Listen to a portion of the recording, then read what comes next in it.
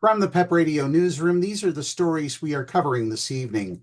USA Today is reporting that amid a wave of anti-LGBTQ legislation sweeping through state capitals nationwide, Massachusetts has enacted a law transforming parental rights for non-traditional families. The bipartisan Parentage Act, signed by Governor Maura Healey in early August, establishes clear legal standards for parentage at a time when the American Civil Liberties Union is tracking over 130 active anti-LGBTQ bills across the country, with 44 others already enacted this year.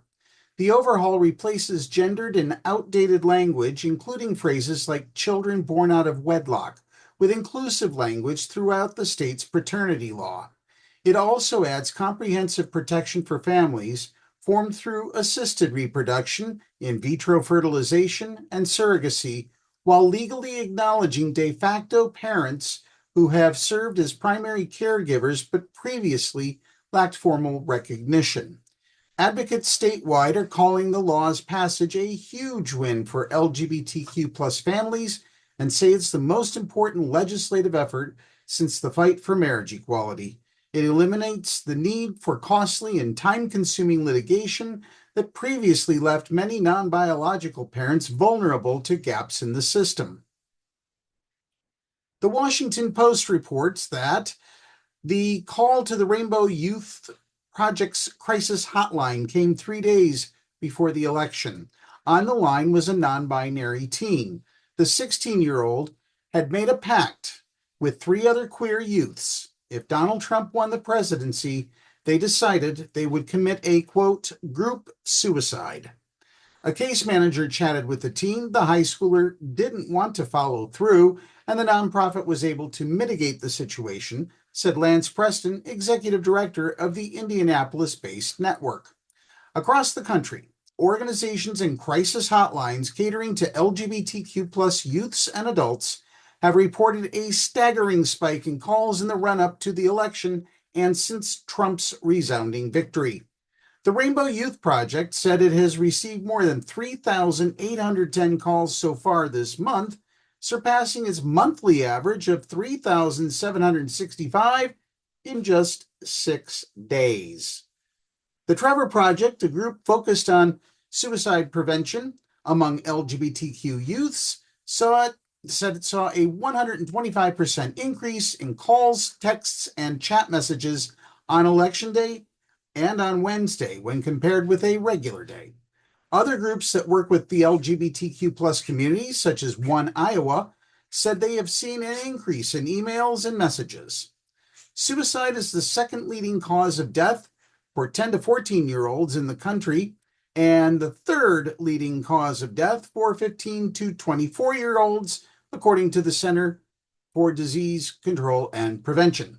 LGBTQ plus young people are 4 times as likely as their peers to attempt suicide, according to the Trevor Project.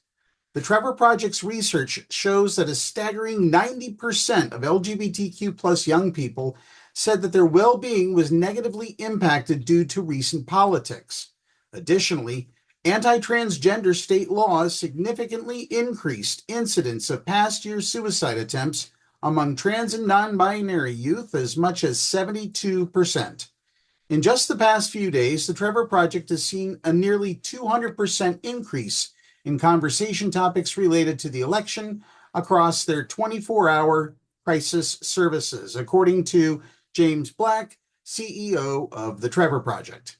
The organization estimates that more than 1.8 million LGBTQ plus young adults between the ages of 13 and 24 seriously consider suicide each year in the United States, a number that has been on the rise.